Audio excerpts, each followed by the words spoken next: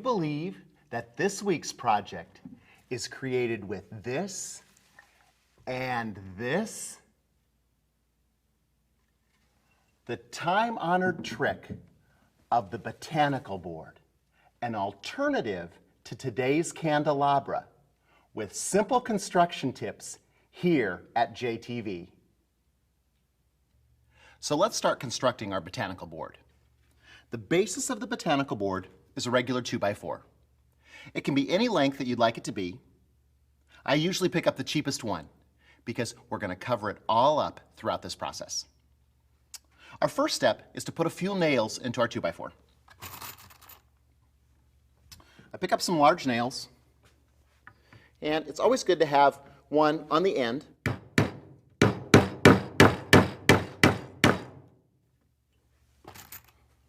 A couple more.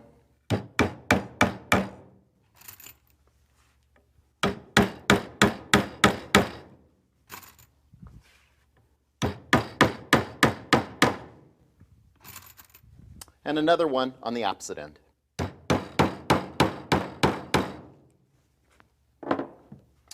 That's our first step. The nails are going to allow us to place bunches of greenery directly on the Botanical Board. Now we need some places for candles.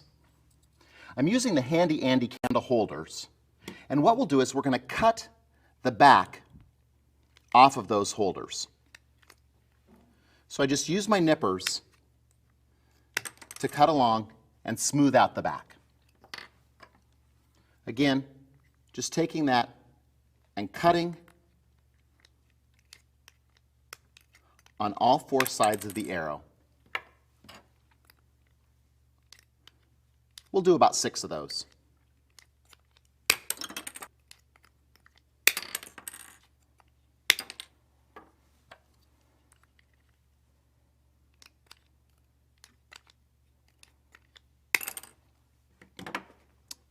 Cutting off the back allows this to sit flat. We'll dip it into our hot glue and place those along our board.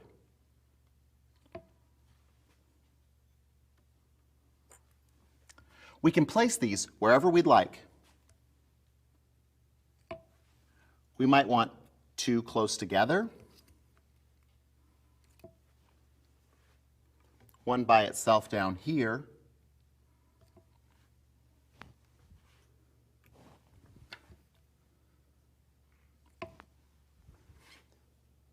and one on the end. You can do as many as you'd like. That's where the creativity starts to come with this project. We'll also use a few of these other ones with the backs on. I'll show you how to use those in a few minutes.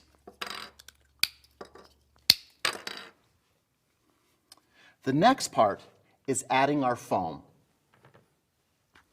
We'll be adding little units like this that were created by taking a Never Wilt Snap Fit Form cross and cutting it apart. I cut this top portion off and these 2 sections and separated it, and then this leaves me one longer section. I like using the Never Wilt product because there's a great stable back, it's reinforced across the top, and it also has the patented snap fit attachments that keep the foam in place. We'll decide where we're going to put these. That one will be great there. This one here. One here, and the last one here. That allows me to have different places to place floral accents on the Botanical Board throughout. So, we apply our glue directly to the back of the Never Wilt form and place it on the board.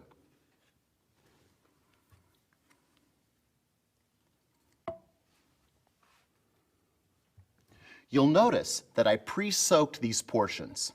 It'd be very difficult for me to immerse the entire board in water. So it's better for me to soak these ahead of time and then place them on the board where I'm going to want them.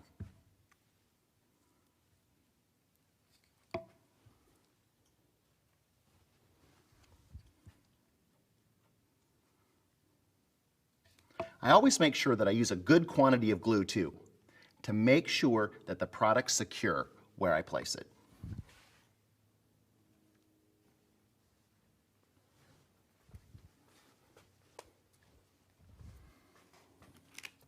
Remember, I'm a freak about mechanics. I want to make sure that nothing falls apart. So this step is just a little bit of floral design insurance. I'm going to take my double-faced tape and I'm going to wrap it around the attachments that I just made with the Never Wilt Snap Fit forms. I just wrapped the tape around the entire piece. I can still make my flower placements in between that tape.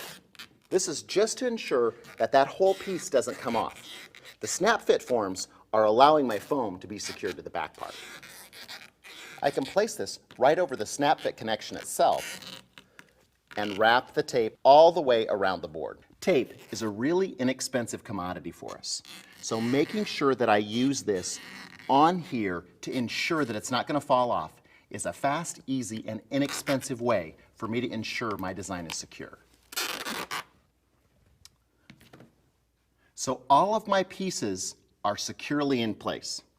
Our nails to hold our bunches of greenery, our candle holders to hold our candles, and our Never Wilt Snap Fit forms with Artesia floral foam to hold our flower placements. Everybody in the church is going to see that board. Just trust me, guys, okay? That brings me to our JTV Trick of the Week. This is the product that makes the botanical board so mystifying. Moss green spray paint from Design Master.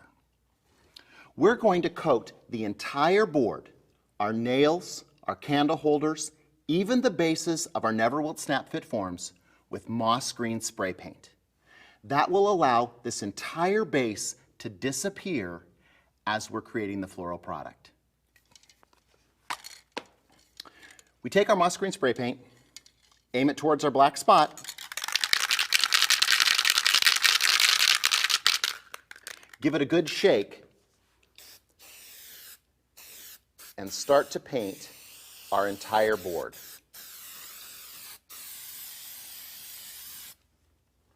We'll continue painting until we've covered the entire board.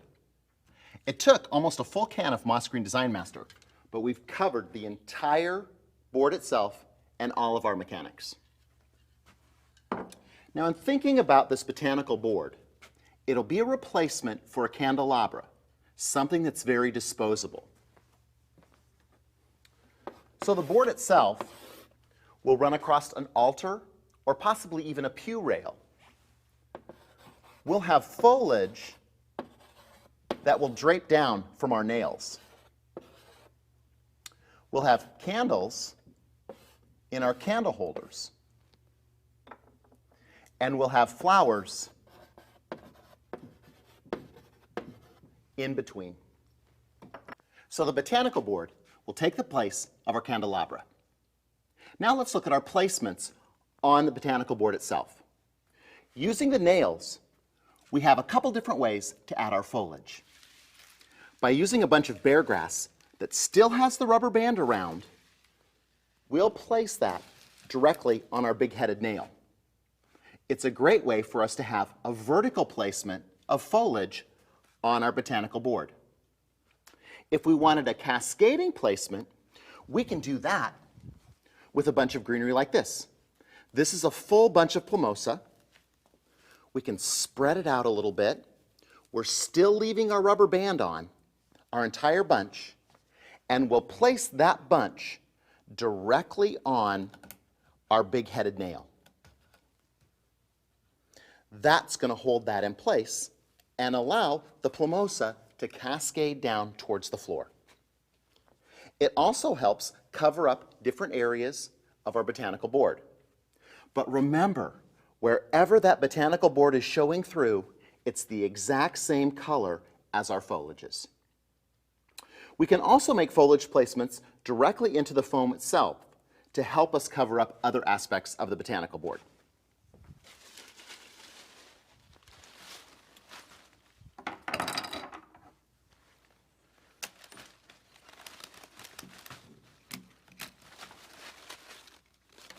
By using some salal, we can make placements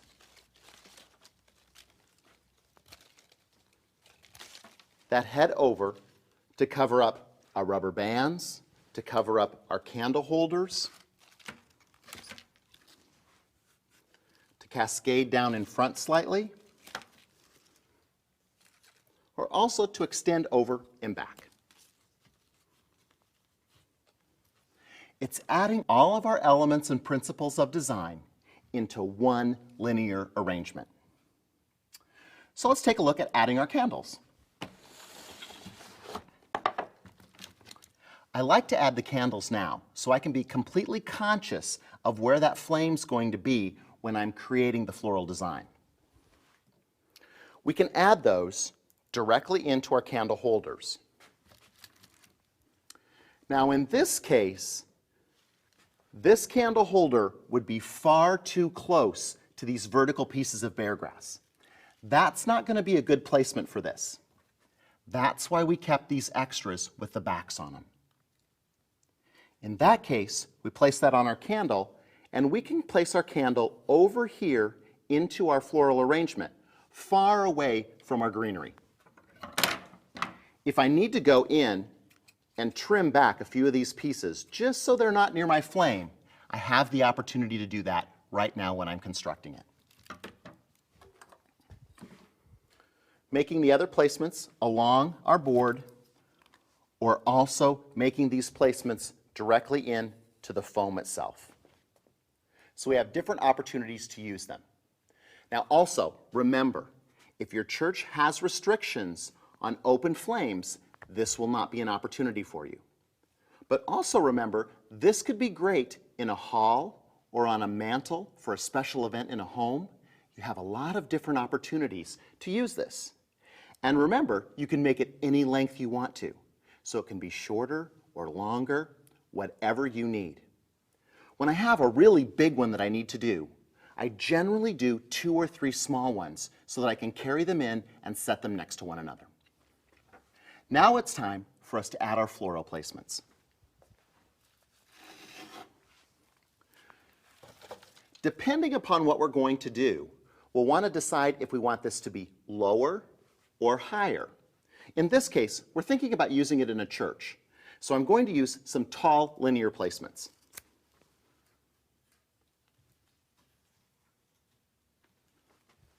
We can extend our liatris really tall if we want to. Thinking about this being a parallel systems type of arrangement. Remember when we talked about that on JTV earlier and discussed the elements and principles of design and looked through the AIFD book of terminology to determine how arrangements like that can be created? Those are things you can do to help make this different when you create it. It can also be as simple as adding different types of flowers or changing up the color scheme. We'll make a secondary placement with our gladiola. And thinking about how that lined flower with those larger blossoms at the bottom takes the place of several flowers and allows us to fill in that area.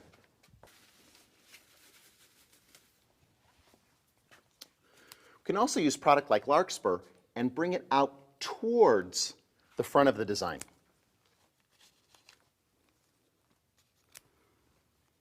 In this case, we're using the line flower to help extend our arrangement out towards the front of the design.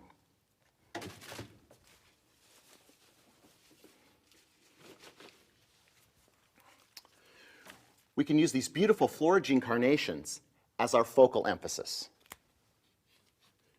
using those down close to the base, helping us cover up some of those mechanics. Also, because this color is so intense, it's going to draw our eye from the outside of the design to the inside. Notice that that one's right down on top of the foam.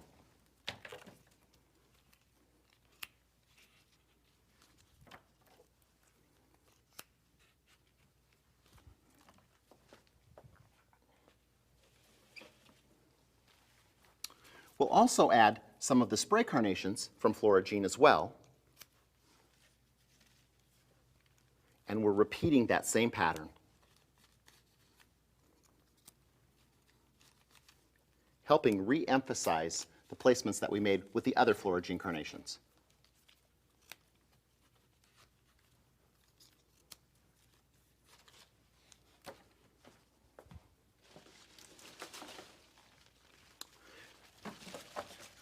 My next placement will be using the new Hypnos roses that are available from Euphoria. It's an incredible new variety we found last year in Amsterdam that has lavender and bisque type colors. It looks great with lavender. It looks wonderful with pinks. It looks incredible with reds. It's one of those roses that we call a tween rose because it's between so many colors. And adding that in here really gives interest and helps bring out those great chocolate tones that are so popular in today's market. You'll also notice that the foliage of the Euphoria roses helps cover a lot of my mechanics as well. So it's a great opportunity for me to use one of the prettiest roses on the planet. And now we can fill in with a little bit of filler flower.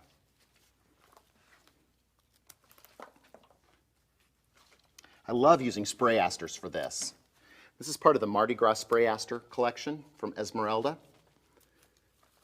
They're beautiful because there's so many long laterals on one piece. And that gives me the opportunity to have a lot of flower placements.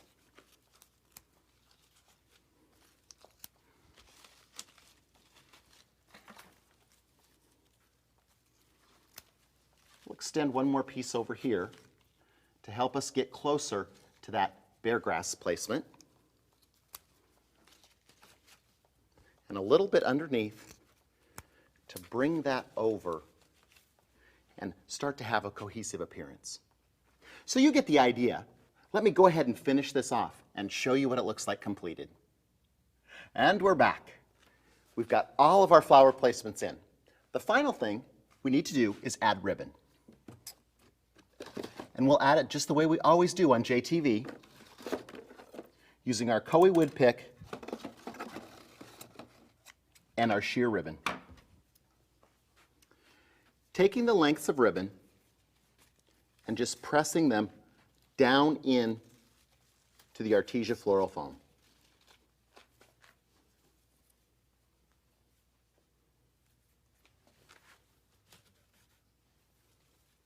That way, our ribbon becomes a design element that travels through our arrangement.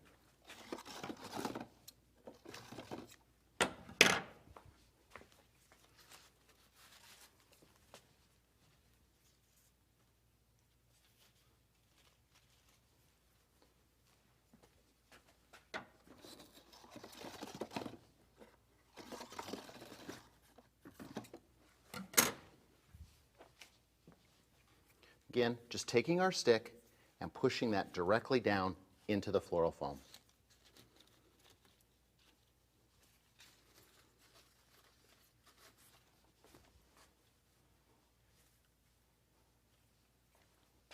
Again, our chartreuse green makes all of those colors pop just a little bit more. That's the least amount of ribbon he's ever used. And our final step, as always, is crowning glory. Spraying everything front and back, thus allowing all our flowers to last 26% longer.